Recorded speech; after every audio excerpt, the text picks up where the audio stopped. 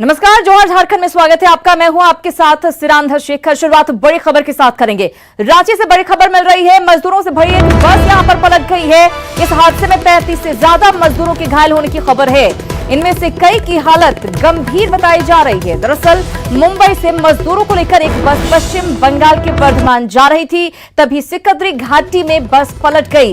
हादसे में 17 लोग घायल हुए हैं। 17 घायल मजदूरों को रिम्स में भर्ती करवाया गया है। यहां पर उनका इलाज चल रहा है। तस्वीरें आपके सामने आप देख सकते हैं। रिम्स में भर्ती करवाया गया मजदूरों को, जहां पर उनका इलाज चल रहा है।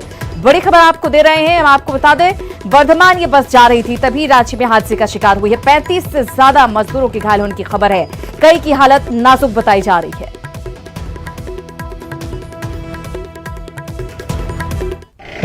बॉम्बे से वर्धमान जा रही थी, उसी में बीच में एक सिकिदरी घाटी है, वहीं पे बस पलट गई। उसी में कई मजदूर लोग जो घायल हो गए हैं। उसी में अभी तक तो 17 आ चुके हैं। मौत की खबर है क्या? नहीं, अभी तक तो कोई कैजुअलिटी नहीं हुआ है। कि कुछ लोग बहुत गंभीर हैं और लगभग हमारे पास अभी 17-18 लोग पहुंच चुके हैं और भी सुनने में आ रहा है कि पहुंच रहे हैं। प्रशासन से पता चला कि 20 के आसपास लोग हैं। कुछ लोग ठीक हैं, गंभीर हैं, कुछ अभी हम लोग नहीं कह सकते हैं कि क्या है, लेकिन उनका इलाज चल रहा है तत्काल। और चूंकि ये लोग सब बॉम्बे से आ रहे थे, कलकत्ता जा रहे थे। हाँ, तो इसमें यही बात है कि ये सस्पेक्ट में आ जाते हैं हमारे हिसाब से, तो इसीलिए सब लोग हम लोग पीपी में कोशिश कर रहे हैं और इनको आइसोलेशन, हमारा जो डेंगू वार्ड था उस पर अभी रखा जाएगा और फिर आगे। उपेंद्र हमारे साथ जुड़ गए, उनसे लेंगे ज्यादा जानकारी। उपेंद्र, कोरोना के प्रकोप के बीच लगातार मजदूर अपने घरों को लौट रहे हैं। इस बीच ये हादसा पेश आया और सबसे बड़ी बात है, एक चुनौती है रिम्स के डॉक्टर्स के लिए भी। बाहर से आ रहे थे ये लोग, हो सकता है कोरोना पॉजिटिव हो। बिल्कुल बिल्कुल सिरांधा, जैसा आपने कहा वही डर रिम्स के जो डॉक्टर हैं उनको भी है। लेकिन क्विक रिस्पांस टीम को जैसे ही जानकारी मिली कि सिकंदरी घाटी के पास इस तरह की घटना घटी है, उसके बाद दर्जन भर कर सकते हैं कि जो स्वास्थ्यकर्मी है वो 6 डॉक्टर सब पीपीई किट पहन करके और तैयार थे पहले से ही। और जैसे ही घायलों को लाना शुरू हुआ है, इलाज शुरू हो गया है रिम्स के इमरजेंसी में। चूंकि ये सभी प्रवासी हैं और एक राज्य से दूसरे राज्य में जा रहे हैं, इसलिए संभावना है, इसलिए इनको संदिग्ध माना जा रहा है। जो जानकारी मिली है उसके अनुसार इनको इलाज के बाद डेंगू आइसोलेशन वार्ड जो है उसमें इनको आइसोलेट किया जाएगा और फिर वहां पर उनका इलाज चलेगा। लेकिन एक सबसे बड़ा जो सवाल है सिरांधा, वो यह है कि एक बस में 75 की संख्या में प्रवासी मजदूरों को भेजा जा रहा था और जो प्रत्यक्षदर्शी जो बस में सवार थे उन्होंने बताया न्यूज 18 को कि किस तरह से छत्तीसगढ़ में पुलिस ने छतों पर 20-25 यात्रियों को बैठा दिया। तो एक बड़ा सवाल है कि जहां सोशल डिस्टेंसिंग की बात हो रही है, कहा जा रहा है कि दूरी बनाकर बस में भी सफर कराया जाएगा। यानी कि सोशल डिस्टेंसिंग की धज्जियां यहाँ पर उड़ती हुई नजर आई हैं। लेकिन उपेंद्र, आपसे अपडेट भी जानना चाहूंगी। बताया जा रहा है कि 35 के करीब मजदूर जो हैं वो घायल हैं और कईयों की हालत गंभीर बताई जा रही है। कुछ अपडेट मिल पाई है क्या? देखिए सिरांधा, जो जानकारी है उसके अनुसार 75 में से 35 से 40 जो यात्री हैं, मजदूर हैं, वो घायल हुए हैं। उसमें जिनको कम चोट लगी है उनको रामगढ़ के पास गोला में और फिर रामगढ़ के अस्पताल में भेजा गया है। जो गंभीर है, जो संख्या है वो 20 है कि जो गंभीर रूप से बीमार है या जिनको ज्यादा इलाज की जरूरत है उनको रिम्स में लाया गया है। अभी 20 जो मजदूर है यहाँ पे पहुंच चुके हैं और उनका इमरजेंसी में इलाज चल रहा है। डॉक्टरों के उम्मीद करते हैं कि सभी के सभी मजदूर जो हैं वो जल्द से जल्द ठीक हो जाएं इलाज के बाद। उपेंद्र, बहुत धन्यवाद इस जानकारी के लिए। इधर धनबाद की बीसीसीएल के कुसुंडा एरिया के आउटसोर्सिंग कंपनी में वर्चस्व को लेकर फायरिंग की घटना सामने आई है। बताया जा रहा है कि अलकुशा कोलियरी में बीएलए यूसीसी आउटसोर्सिंग में भूमि पूजन के बाद मशीन से काम शुरू करने के खिलाफ स्थानीय ग्रामीण और नेता गोलबंद होने लगे। इसी दौरान भीड़ से 2 राउंड गोली चलाई गई, जिससे इलाका तनावपूर्ण हो गया। बाद में कंपनी और पुलिस के पदाधिकारी मौके पर पहुंचकर मामले को शांत कराने की कोशिश करने लगे, लेकिन तनाव अभी तक वहां पर बना हुआ है। तो धनबाद में वर्चस्व की लड़ाई को लेकर गोलीबारी हुई है। मशीन से काम करने का दरअसल यहां पर विरोध किया जा रहा था। यहां दिलीप हमारे साथ जुड़ गए हैं ज्यादा जानकारी के साथ। दिलीप, आपसे जानना चाहूंगी, अभी भी तनाव की स्थिति बनी हुई है वहां पर या हालात संभल गए? देखिए, अभी हालात संभल गए हैं क्योंकि काफी देर के बाद पुलिस पहुंची वहां पे और वस्तु स्थिति पे नजर रखी हुई, लेकिन एक बड़ी घटना घटी है। ये धनबाद का अलकुशा क्षेत्र कहते हैं यहाँ पे, और बीसीसीएल की माइनिंग एरिया है, और यहाँ पे आउटसोर्सिंग के तहत कोयला का उत्पादन करने वाली कंपनी यूसीसी आज कोयले का उत्पादन शुरू करने वाली थी, और कई गाड़ियों को, ट्रांसपोर्टिंग की गाड़ियों को वहां पे लगाया था और भूमि पूजन का काम चल रहा था। लेकिन वर्चस्व को लेकर के दो गुट आमने सामने हो गए और स्थिति इतनी तनावपूर्ण हो गई कि 2 राउंड गोली चली, और गोली चलने के बाद अफरा तफरी का माहौल हो गया। इस बात की सूचना पुलिस को भी दी गई, लेकिन कई घंटे बीत जाने के बाद जब पुलिस नहीं पहुंची तब जो प्रबंधक थे उनको पहुंचना पड़ा और मामले को शांत कराया। लेकिन अभी स्थिति तनावपूर्ण नहीं है, पुलिस कैंप कर रही है, लेकिन इस पूरे मामले पे पुलिस की तरफ से कोई आधिकारिक बयान नहीं आया है, और जो गोली चलाने वाले कौन शख्स थे उसकी भी पहचान नहीं हुई है, और न ही किसी शख्स की गिरफ्तारी हुई है। फिलहाल मामले की जांच चल रही है और देर शाम तक संभावना जताई जा रही है कि प्रबंधक की तरफ से पुलिस को शिकायत दर्ज कराई जाएगी कि किन किन लोगों की तरफ से षड्यंत्र रचा गया और गोलीबारी। सवाल खड़े होते हैं कि आखिर पुलिस का ऐसा रवैया क्यों है, ढुलमुल रवैया, क्या यहाँ पर इस तरह की घटनाएं आम है? बहुत धन्यवाद दिलीप इस जानकारी के लिए। बहरहाल जांच के बाद ही पूरी बात सामने आ पाएगी। इधर लातेहार के बंद पड़े अभिजीत पावर प्लांट में भीषण आग लग गई। आग में प्लांट के कई कीमती सामान जलकर खाक हो चुके हैं। फिलहाल आग पर काबू पाने की कोशिश जारी है। प्रबंधन के अनुसार आग से करोड़ों की संपत्ति का नुकसान हुआ है। लातेहार की तस्वीरें भी आपके सामने हैं। अभिजीत पावर प्लांट की तस्वीर जहां पर आग लगी है, कई कीमती सामान इसमें जलकर खाक हुए। फिलहाल आग पर काबू पाने की कोशिश जारी है, लेकिन बताया जा रहा है प्रबंधन के तरफ से कि करोड़ों की संपत्ति का नुकसान इस आग से हो चुका है। तो मौके की तस्वीरें आपको दिखा रहे हैं, आप देख सकते हैं अभी भी यहां पर धुएं का गुबार पूरी तरह से नजर आ रहा है। अभी भी आग नहीं बुझाई जा पाई, हालांकि दमकल कर्मी जो है वहां पर पहुंचे हुए हैं, लगातार आग बुझाने की कोशिश जारी है। लेकिन आग बुझाई जाए उससे पहले प्रबंधन की तरफ से जो बयान आया है वो कहा गया है कि करोड़ों को नुकसान हो चुका है प्रबंधन का, इस कंपनी का।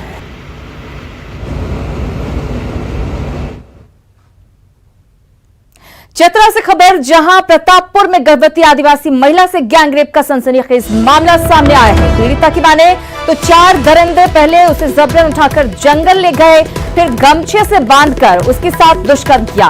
पीड़ित महिला के बयान के आधार पर 4 युवकों के खिलाफ मामला दर्ज कर लिया गया है। एसडीपीओ ने दरिंदे की जल्द गिरफ्तारी और उसके खिलाफ कड़ी कार्रवाई का भरोसा दिलाया है। पुलिस से पूछे भी थी, बताइए हमको 5 माह के गर्भवती भी हैं, और मेरे साथ में कुछ लोग जो हैं जो चेहरा से हम देखने के बाद चिन्ह सकते हैं लेकिन नाम नहीं जानते हैं, और उसी पर अपना पुलिस भी जांच कर रही है, एफआईआर किया गया। और हम प्रशासन से मांग भी करते हैं कि जो दोषी है उसको चिन्हित करते हुए तो उचित कार्रवाई। 4 लोगों पर अज्ञात मामला दर्ज किया गया। अभी तक सर जांच में क्या अभी संबंध चल रहा है, इसलिए अभी कहना उचित नहीं होगा। उधर चतरा में आग में झुलसकर एक मासूम की मौत हो गई, जबकि एक युवक की हालत गंभीर बनी हुई है। घटना लावालोंग के हेडुम पंचायत के पोटम गांव की है। बताया जा रहा है कि शॉर्ट सर्किट से घर में आग लगी थी, लेकिन जब तक फायर ब्रिगेड की टीम मौके पर पहुंचती और आग पर काबू पाती तब तक बच्चे की झुलसने की वजह से मौत हो चुकी थी। वहीं पलामू में लातेहार जा रहे एक प्रवासी मजदूर की मौत का मामला सामने आया है। अपने घर जाने के दौरान ही रास्ते में मजदूर की तबीयत बिगड़ी और उसकी मौत हो गई। मेदिनीनगर के रांची रोड के पास सड़क के किनारे एक पेड़ के नीचे उसका शव मिला है। फिलहाल मामले की जांच की जा रही है। और कांग्रेस के वरिष्ठ नेता, पूर्व मंत्री और बेरमो विधायक राजेंद्र प्रसाद सिंह को रांची के कांग्रेस भवन में श्रद्धांजलि दी गई। कल दिल्ली में इलाज के दौरान उनका निधन हो गया था। राजेंद्र सिंह का पार्थिव शरीर सड़क मार्ग से दिल्ली से बेरमो लाया जा रहा है। देर शाम तक शव के बेरमो पहुंचने की संभावना है। वहीं कल सुबह बेरमो में उनका अंतिम संस्कार किया जाएगा। राजेंद्र सिंह झारखंड के पूर्व वित्त और स्वास्थ्य मंत्री रह चुके थे और बोकारो में बेरमो विधानसभा सीट से 6ठी बार जीतकर विधानसभा पहुंचे थे। राजेंद्र प्रसाद सिंह की कोल सेक्टर के बड़े नेता के तौर पर पहचान थी। उनका सारा जीवन लोगों की सेवा में, खास करके झारखंड के, बिहार के और देश के मजदूरों की सेवा में बीता। वे मजदूरों की लड़ाई लड़ते थे। राजेंद्र बाबू का एक कहना खास करके कांग्रेस पार्टी के लिए बहुत बड़ी क्षति है और उनकी कमी हम सबको काफ़ी खलेगी। कांग्रेस परिवार आज उनके जाने से काफ़ी दुखी है। इस देश में राष्ट्रीय स्तर के एक मजदूर नेता को खोया है। झारखंड के लिए अपूरणीय क्षति है। पक्ष हो या विपक्ष, दोनों में खासे लोकप्रिय थे राजेंद्र बाबू, पहले बिहार और बाद में झारखंड। दोनों की राजनीति में उनका अहम किरदार था और जब भी चर्चाएं होंगी एक शख्सियत की, एक नेतृत्व की, राजेंद्र बाबू सदा याद आएंगे। और बात खबर के असर की, पूर्वी सिंहभूम में न्यूज 18 की खबर का बड़ा असर हुआ है। गुफा में रहने वाले सबर परिवारों की दुर्दशा की खबर चलने के बाद मौके पर पहुंचे शासन प्रशासन ने पिछड़े परिवारों से मुलाकात की। लेकिन मामला सीमा क्षेत्र के चक्रव्यूह में फंस गया। न्यूज 18 की सामाजिक जिम्मेदारी ने आदि मानव की तरह गुफा में रहने वाली सुनमनी सबर के परिवार को अचानक सुर्खियों में ला दिया। पूर्वी सिंहभूम के ओडिशा सीमा पर गुफा में जिंदगी बसर कर रहे सबर परिवार की खबर न्यूज 18 पर चलने के बाद सुदूर जंगलों के बीच गुफा में शासन, प्रशासन और मीडिया का मजमा लग गया। मौके पर पहुंचे वीडियो और पोटका विधायक ने इस क्षेत्र को ओडिशा सीमा के भीतर बताया और सुनमनी सबर के परिवार को ओडिशा सरकार से राशन दिलवाने की बात कही। मीडिया में दिखाया गया कि ये पोटका विधानसभा अंतर्गत आते हैं, लेकिन आज हम लोग को पहुंचने पर यहाँ पता चला कि शनिवारी देहुरी ये माकड़गोड़ा के हैं और इनके साथ उनका लड़का और लड़का का बहू और उनके साथ उनका नाती मिल के यहाँ 7 जन रहते हैं और जो जहाँ रहते हैं ये भी उड़ीसा सीमा पे ही आता है। न्यूज 18 की टीम जब सबसे पहले इस गुफा में पिछले दिनों पहुंची थी, तब सबर परिवारों ने पिछले 10 से 12 सालों से यहाँ रहने की जानकारी दी। लेकिन खबर चलने के बाद मौके पर पहुंचे प्रशासन और विधायक ने इन परिवारों के पिछले 10 दिनों से गुफा में रहने की बात कही। शायद इसके पीछे प्रशासनिक दबाव हो या कुछ और, क्योंकि स्थानीय लोगों ने सबर परिवारों से उनकी भाषा में भी बातचीत की। आइए सुनाते हैं आपको पिछली बार न्यूज 18 पर सबर परिवार ने क्या कहा था। 12 साल हो गया इधर पत्थर खोंगर में, मेरा घर में नहीं है तो पत्थर खोंगर है ही। हम 12 साल हो गया, खाना पीना से बहुत कष्ट। उड़ीसा के वहाँ के जो मयूरभंज के जो विधायक हैं उनके साथ उस जिले के डीएम उपायुक्त से हम लोग को पहल करेंगे, बात करेंगे कि ताकि उनको और रहन सहन में, पढ़ाई लिखाई में और जो भी सरकार का सुविधा है उनको मिले। सबर परिवारों का सीमाई इलाका चूंकि ओडिशा राज्य का निकला, लिहाजा आनन फानन में मदद और जिम्मेदारी निभाने पहुंचे लोग कुछ अनाज और राशन सौंपकर वापस लौट गए। उधर सबर परिवारों ने भी अपने कदम वापस उसी गुफा की ओर बढ़ा दिए जहां से न्यूज 18 ने अपनी कहानी की शुरुआत की थी। उम्मीद है ओडिशा सरकार और प्रशासन के कदम इस गुफा तक जल्द पहुंचेंगे। न्यूज 18 के लिए घाटशिला से प्रभंजन कुमार की रिपोर्ट। इधर राज्य सरकार ने हाईवे के किनारे स्थित तो होटलों को दीदी किचन के रूप में बदला है, जो सड़क से गुजरने वाले लोगों को मुफ्त में खाना खिलाएगा। दीदी किचन में वैसे लोग भी भोजन कर सकते हैं जिनके खाने पीने की व्यवस्था नहीं है। लातेहार में 34 दीदी किचन बनाए गए हैं। वहीं डीसी का कहना है कि प्रशासन पैदल चलने वाले मजदूरों को सरकारी गाड़ी से घर पहुंचा रहा है, लेकिन फिर भी कुछ मजदूर पैदल चल रहे हैं, उनके लिए यह किचन काफी मददगार साबित होगा। यहाँ पर सरकार की तरफ से गरीबों के लिए जो असहाय है, जरूरतमंद लोग हैं, उसको मुफ्त में खाना खिलाया जा रहा है। ये प्रशासन की ओर से व्यवस्था किया गया है। ऐसा माननीय मुख्यमंत्री जी ने निर्देश दिया था हम लोगों को कि जो आप लोग देखते होंगे कि बहुत सारे लोग जो हैं जो हाईवे से अपना मतलब पैदल चल के कहीं से आ रहे हैं। हालांकि अब तो ये व्यवस्था कर दी गई है कि जो भी पैदल चल के आ रहे हैं तो उनको हम लोग गाड़ियों में भर के उनके गंतव्य स्थान तक भेजते हैं, चाहे वो दूसरे ज़िले के ही क्यों ना हो। अभी जो है जो लोग भी हाईवे के अलॉन्ग चल रहे हैं उनके लिए भी हम लोगों ने 34 ऐसे दीदी किचन को टैग कर दिया है, जो हमारे या तो हाईवे के बगल वाले जस्ट बगल में थे गांव में, या हाईवे पर ही थे लेकिन वो उनको कैटर नहीं कर पा रहे थे। वहीं गुमला में भी मुख्यमंत्री दीदी किचन चल रहा है, जिसमें गरीबों को भोजन कराया जा रहा है। वैसे प्रवासी मजदूर जिनके पास खाने की व्यवस्था नहीं है, वो दीदी किचन में खाना खा रहे हैं। सरकार का लक्ष्य है कि कोई भी भूखा ना रहे। लोग सरकार की इस पहल की काफी तारीफ कर रहे हैं। जी जी, करौंदी गांव में मुख्यमंत्री किचन दीदी चला रहे हैं और यहाँ का जो मजदूर लोग बाहर गया था, वो लोग अभी वापस आया है। उन लोग के लिए कुछ काम नहीं है और यहाँ के जितने भी नाइक मोहल्ला के वासी हैं, वो लोग सभी कोई भूमिहीन हैं, किसी के पास एक भी जमीन नहीं है। और मुख्यमंत्री दाल भात योजना का उद्घाटन विधायक पूर्णिमा सिंह ने अपने क्षेत्र में किया। झरिया में विधायक की तरफ से ये 11वां केंद्र है जहां मुफ्त में गरीबों को खाना मिलेगा। सरकार का लक्ष्य है कि कोई भी गरीब उनके राज्य में भूखा ना रहे। विधायक पूर्णिमा सिंह ने बताया कि जरूरतमंदों के लिए ये योजना काफी लाभकारी होगी।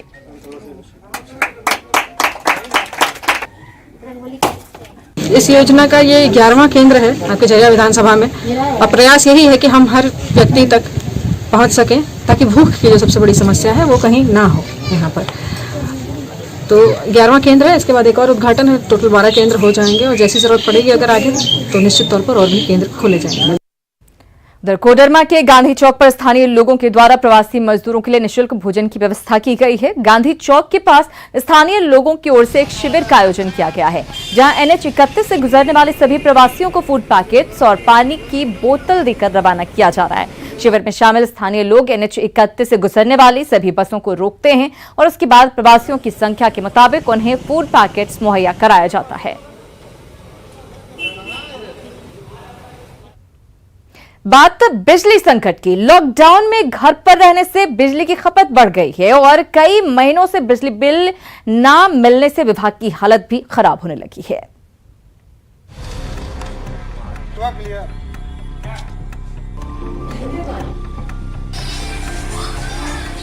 घर पर रहें, सुरक्षित रहें।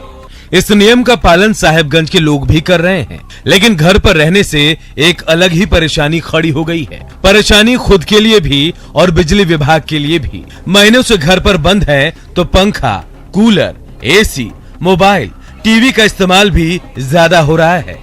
जाहिर है बिजली की खपत बढ़ गई है। अब लोग भी सोच रहे हैं कि अब एक बार में ही उन्हें भारी भरकम बिल चुकाना पड़ेगा। अभी जैसे कोरोना टाइम है, अभी कोरोना के समय में ज़्यादा लोग अभी घर पे रहते हैं और गर्मी के कारण गर्मी बहुत तेजी से बढ़ रही है। जैसे लोग ज़्यादातर समय कूलर, AC, फैन ऑन रहता है। बच्चे 24 आवर घर में तो गर्मी लग रहा है तो ज़्यादा समय AC ऑन रहता है, TV ऑन रहता है, जिसकी वजह से बिजली के बिल अधिक आ रही है। साथ में 2-3 महीना से बिजली बिल भी नहीं आ रही है।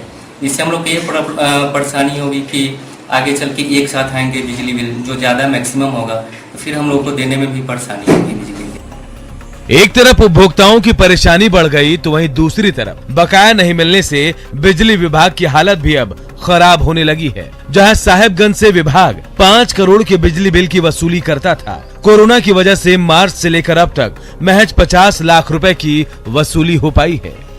बिजली की खपत बढ़ गई, गर्मी बढ़ गया, उस अनुकूल हमारा ऊर्जा का प्राप्ति की भी मात्रा बढ़ गई। इस मात्रा को बढ़ने से राजस्व के नहीं आने से दोनों का संतुलन बिगड़ गया।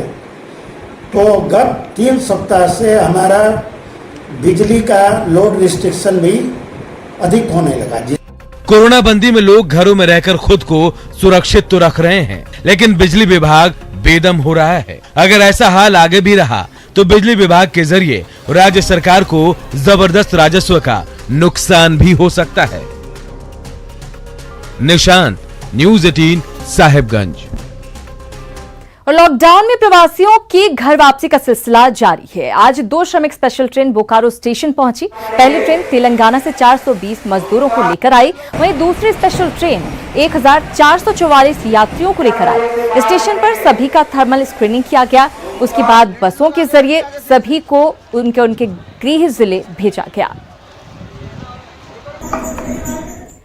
उधर बोकारो में लोग डर के साए में जीने को मजबूर हैं। यहाँ बीएसएल के क्वार्टर में रहने वाले लोगों का कहना है कि जिस मकान में वो रह रहे हैं उसका कई सालों से मेंटेनेंस नहीं हुआ है, जिससे मकान की दीवारें टूटने लगी है। वहीं डर लगा रहता है कि कहीं कोई छज्जा उन पर ना गिर जाए। दरअसल इसकी मरम्मती को लेकर कई बार आवाज उठी, लेकिन अभी तक ना ही तो इसका टेंडर हुआ, ना ही कोई वैकल्पिक व्यवस्था की गई है। यहाँ जो सेक्टर में क्वार्टर का जो हाल है, बहुत दयनीय स्थिति में क्वार्टर है। छत गिरते जा रहा है और मैंने आदमी सेफ नहीं। ऊपर वाला क्वार्टर में कोई मेंटेनेंस नहीं है। मैंने 5-7 साल से न रंग पुचारा हुआ है, न किसी तरह का कोई मरम्मत हुआ है। बरसात के पहले भी परेशानी है, बरसात में तो बहुत ज़्यादा परेशानी की संभावना है और आदमी कोई बरसात झेल चुका है। बरसात में सब सीढ़न हो जाता है।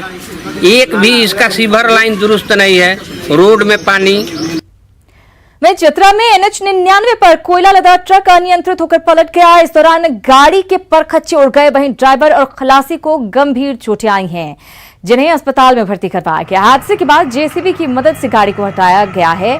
आप तस्वीरें भी देख सकते हैं किस तरह से ट्रक पलटा हुआ है। ड्राइवर और खलासी बुरी तरह से घायल हुआ है। और लगातार बढ़ते पारे से आसमान से आग बरसने लगी है। तापमान में बढ़ोतरी से लू के थपेड़े भी झुलसाने लगे हैं। इससे दिन में लोगों का बाहर निकलना मुश्किल हो गया है। बढ़ती गर्मी का असर अब आम जनजीवन पर पड़ने लगा है, जिससे लोग बेहाल हैं।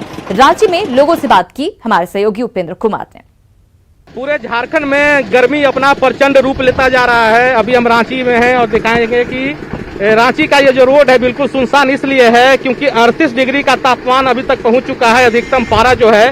और लोग जो है वो गर्मी से बचने के लिए अब ठंडे पदार्थ पी रहे हैं और गन्ने का जो जूस है वो लोग ज्यादा पी रहे हैं। अपने कैमरा पर्सन से कहें कि दिखलाएं किस तरह से गन्ना के जूस का सहारा ले रहे हैं। भैया ये बताइए, गर्मी काफी बढ़ी है? हाँ भैया, गर्मी बहुत ज्यादा गर्मी बढ़ गया है, इसलिए जूस पी रहे हैं हम लोग।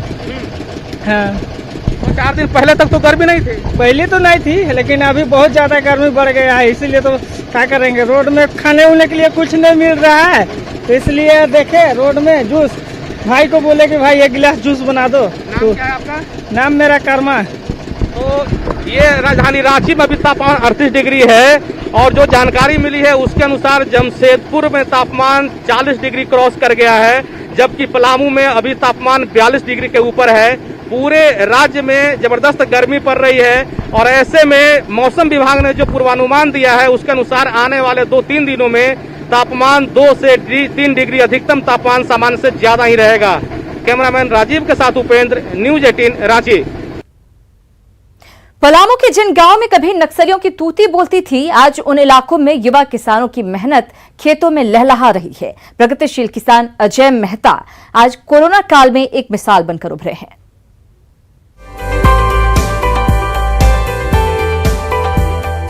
पलामू के प्रगतिशील किसान अजय मेहता ने बड़े पैमाने पर थाईलैंड के अमरूद और तरबूज की खेती की है। खड़गपुर गांव में करीब 60 एकड़ में लगी थाईलैंड की कलमी अमरूद को लेकर अजय खासे उत्साहित हैं। बिहार में इस कृषि पद्धति के सफल प्रयोग के बाद उन्होंने पलामू में इसकी शुरुआत की है। अजय खड़गपुर गांव के किसानों को भी इसका प्रशिक्षण देकर जागरूक कर रहे हैं। ये जो हम अमरूद लगाए हुए हैं, हमारा ये थाईलैंड का अमरूद है। इसका ब्रांच ये आंध्रा में है, वहाँ से हमने पौधा मंगवाया है और ये जो हमारा है 365 दिन फल निकलेगा। और अभी हमने पिछले सालों भर इसका फल निकलता है जी, ये साल भर फल निकलेगा इसका। मालिक जो है किसान है जो से हम लोग बताते हैं, करवाते हैं, कहते हैं कि काम करो, ऐसे करो, ऐसे करो, सब काम करते हैं हम लोग। अजय को जिला प्रशासन की ओर से टपक सिंचाई योजना का लाभ मिला है।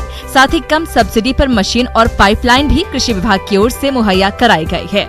आज उन्नत खेती से ही अजय लाखों की कमाई कर दूसरे किसानों के लिए प्रेरणा स्रोत बन रहे हैं। टपक सिंचाई हमको मिला है, 90% सब्सिडी मिला है, 10% हमको लगाना पड़ा है। ये जो हमारे फार्म हाउस में जितने भी टपक विधि लगे हुए हैं, ये सरकार का ही योजना है, लेकिन इसके अलावे हमें कुछ नहीं मिला। पलामू के खड़गपुर का ये इलाका कभी नक्सलियों का गढ़ माना जाता था, लेकिन आज अजय जैसे युवा किसानों की बदौलत पूरे इलाके की तकदीर ही बदल गई है। अजय की माने तो वर्तमान हालात में खेती को अपनाकर पलायन की समस्या से काबू पाया जा सकता है। बस जरूरत है कि आप पूरी मेहनत और बेहतर सोच के साथ उन्नत खेती पर फोकस करें। न्यूज 18 के लिए पलामू से नीलकमल की रिपोर्ट। और इसी के साथ जोहार झारखंड में फिलहाल इतना ही, लेकिन न्यूज 18 बिहार झारखंड पर खबरों का सिलसिला लगातार जारी है।